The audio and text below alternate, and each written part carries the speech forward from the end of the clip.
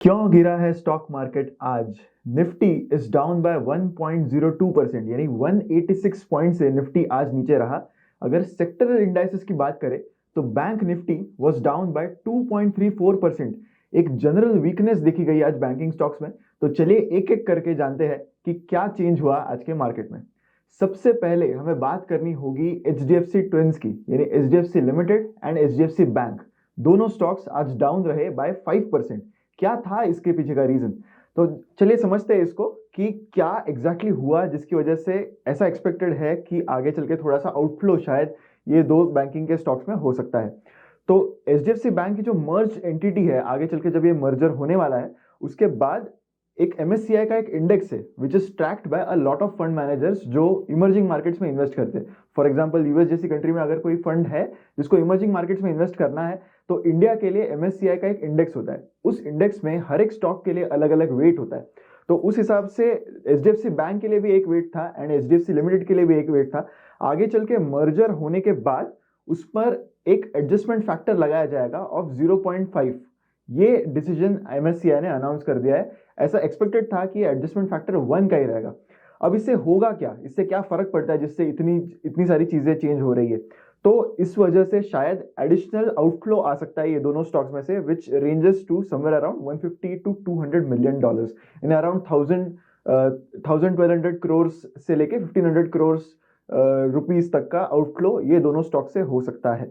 अभी फंडामेंटली दोनों स्टॉक्स में कुछ कोई चेंजेस हुए नहीं है। इट इज जस्ट कि एक इंडेक्स है जो इमर्जिंग मार्केट ट्रैक करता है, उसमें एक वेटेज चेंज यहां पर दिया गया है। जब पहले मार्केट एक्सपेक्ट कर रहा था कि एडजस्टमेंट फैक्टर होगा तो वो एक्सपेक्ट कर रहा था कि सिर्फ 1 का एडजस्टमेंट फैक्टर होगा, जिसमें एडिशनल इनफ्लो एक्सपेक्टेड था अराउंड $3 बिलियन का इनटू दीस स्टॉक्स, यानी एचडीएफसी बैंक के स्टॉक में।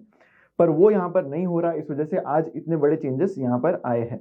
लेकिन एज आई सेड फंडामेंटल्स में कोई चेंज हुआ नहीं है, सिर्फ एक इंडेक्स ने डिसाइड कर लिया कि उन्हें कुछ रूल्स में यहाँ पर चेंज करनी है।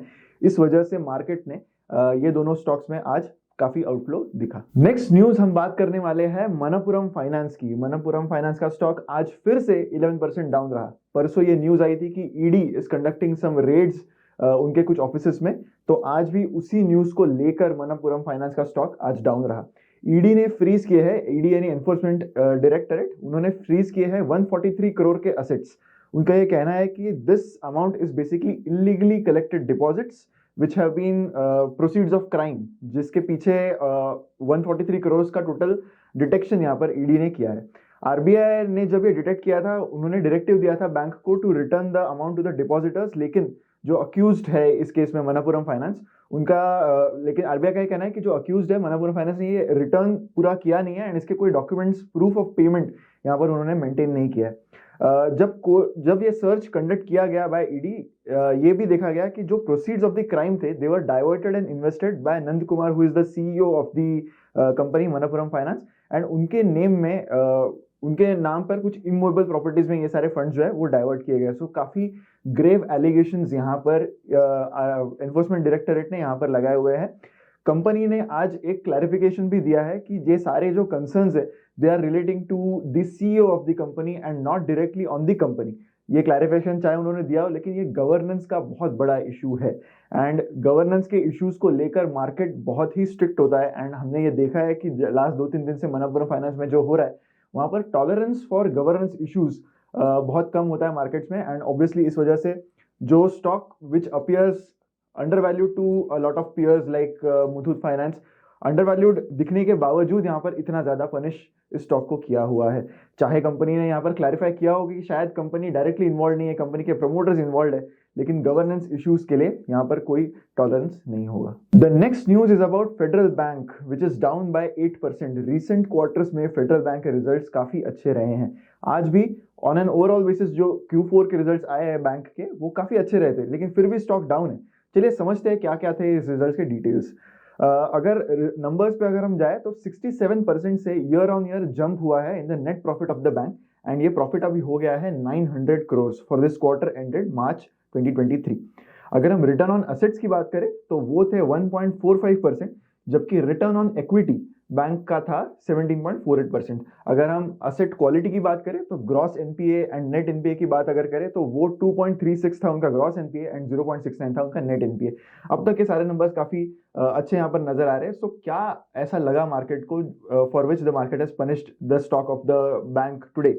जो नेट इंटरेस्ट मार्जिन है बैंक का वो सीक्वेंशियल बेसिस पे यानी क्यू ऑन क्यू बेसिस पे थोड़ा सा डिक्रीज होता हुआ नजर आया है।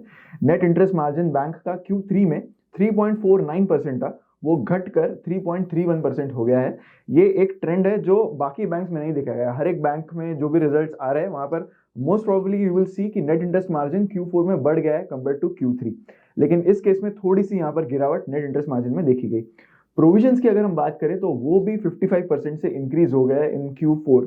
तो असेट क्वालिटी चाहे gross NPA net NPA basis पर अच्छी हो, लेकिन प्रोविजंस बढ़ना भी शायद मार्केट देख रहा है कि that might be a bit of a concern. इस वजह से बैंक का स्टॉक आज 8% से डाउन रहा। भारत फोर्ज की बात होगी नेक्स्ट, जिसके शेयर्स आज डाउन थे बाय 1.3%। एक पॉइंट पर the stock was down by 3%। Again the reason is results. Company के रिजल्ट्स काफी फ्लैट रहे थे, they have been quite lukewarm. अगर ये एक फोर्जिंग कंपनी है जिन्होंने 6.7% का ईयर ऑन ईयर डिक्लाइन देखा गया है जिनके प्रॉफिट में, and profit for the quarter ended March 2023 is 244 crore. इसका रीजन यही रहा कि इस क्वार्टर में जो अदर इनकम कंपनी को आता था जो पिछले सिक्वेंशियल क्वार्टर में रहा था वो इस बार कम था, एंड जो फाइनेंस कॉस्ट थी वो थोड़ी सी ज्यादा रही। अगर हम रेवेन्यूज की बात करें इस क्वार्टर के लिए तो वो हालांकि अराउंड 20% से ग्रो हुए compare to the fourth quarter of FY22, and जो उनके सेल्स है वो बाकी सारे बिजनेस एरियाज में काफी अच्छे से इंक्रीज हुए हैं। अगर हम पूरे FY23 की बात करें तो there is a 3% decline in the profit figure, जिस वजह से थोड़ा यहाँ पर मार्केट ने देखा है कि शायद FY22 के कंपैरिजन में FY23 अच्छा नहीं था, and that is why share price पर आज ये इफेक्ट दिखा है। जो साल बीत गया दैट इज FY23, उसमें कंपनी ने ये कहा है कि उन्हें काफी रिकॉर्ड ऑर्डर विंस मिले हैं, लगभग 4000 करोड़ का उनको डिफेंस कास्टिंग्स एंड बाकी जो उनका स्टैंडर्ड ऑन बिजनेस है उसमें काफी सारे ऑर्डर्स यहाँ पर उनको मिले हैं, विच शोज की शायद आगे चलने वाली रेवेन्यू विजिबिलिटी है वो अभी भी काफी स्ट्रांग है। कंपनी का ये भी कहना था कि FY23 उनके लिए टफ ईयर था, स्पेसिफिकली उनके ओवरसीज जो सब्सिडरीज है उनके लिए, क्योंकि यहाँ पर उनका EBITDA जो था that was at a loss of 96 crore, mainly क्योंकि उनका जो न्यू एल्यूमिनियम फोर्जिंग के जो कंपनीज है वहां पर काफी चैलेंजेस आए एंड कुछ अंडर रिकवरीज भी रहे उन प्लांट्स में, जिस वजह से उनके ओवरसीज सब्सिडरीज ने FY23 में काफी सफर किया है। The next news is about Tips Industries, जिसका स्टॉक था आज अप बाय 7%।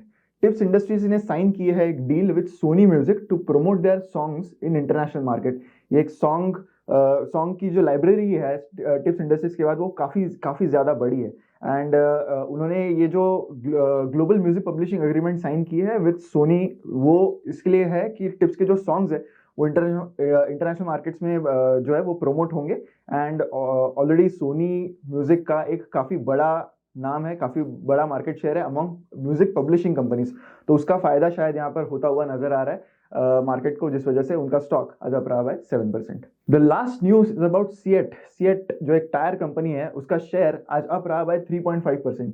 टायर कंपनीज के लिए Q4 या फिर FY23 इन जनरल काफी डिसेंट रहा। Q4 के नंबर्स तो काफी अच्छे आ रहे हैं सारे टायर कंपनीज के। अगर हम कंपनी के प्रॉफिट की बात करें, सिएट टायर्स के प्रॉफिट की बात करें, तो वो 5 टाइम्स इंक्रीज हुआ है उनके कंसोलिडेटेड नेट प्रॉफिट में। Q4 FY23 में ये प्रॉफिट की फिगर थी 132 करोड़, जबकि Q4 ऑफ FY22 में ये फिगर थी ₹25 करोड़। तो लो बेस इफेक्ट भी यहाँ पर एक रीजन है। अगर हम ऑपरेटिंग लेवल की बात करें तो EBITDA जो है वो भी इंक्रीज हुआ है बाय 96%, और ये बढ़ गया है to 367 crore for the fourth quarter. So ये काफी अच्छा यहाँ पर इंक्रीज हुआ है। सो क्या रीजंस थे कि सिएट के मार्जिन्स प्रॉफिटेबिलिटी इतनी अच्छी रही? तो कंपनी ने ये कहा है कि जो उनके रॉ मटेरियल पर प्राइसिंग के प्रेशर्स थे वो काफी कम हो गए, एंड ये एक सरप्राइजिंग चीज रही not just for the market but even for the company. And जो ब्लेंडेड RM बास्केट है, रॉ मटेरियल का जो बास्केट उनका जो होता है of the components that they required to manufacture the tyres, तो उसमें जो डिक्लाइन रहा कॉस्ट का वो लगभग 8 to 9% on a Q on Q basis रहा। सो कॉस्ट बहुत ज्यादा कम हो गए कंपेयर टू द एक्सपेक्टेशन की, लगभग 2 से 3% तक ही घटने का एक्सपेक्टेशन था। सो कॉस्ट यहाँ पर काफी कम होते हुए नजर है, जिस वजह से मार्जिन जो है वो यहाँ पर काफी स्ट्रांग हुए।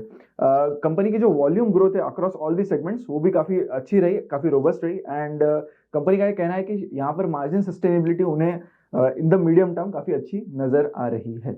So that was it for stock market wrap up. I hope आपको ये वीडियो अच्छा लगा होगा, लाइक जरूर कीजिए, शेयर कीजिए, कमेंट कीजिए, चैनल भी सब्सक्राइब कीजिए एंड यस investindia.in भी जरूर विजिट कीजिएगा। मिलते हैं अगले वीडियो में। Thank you so much.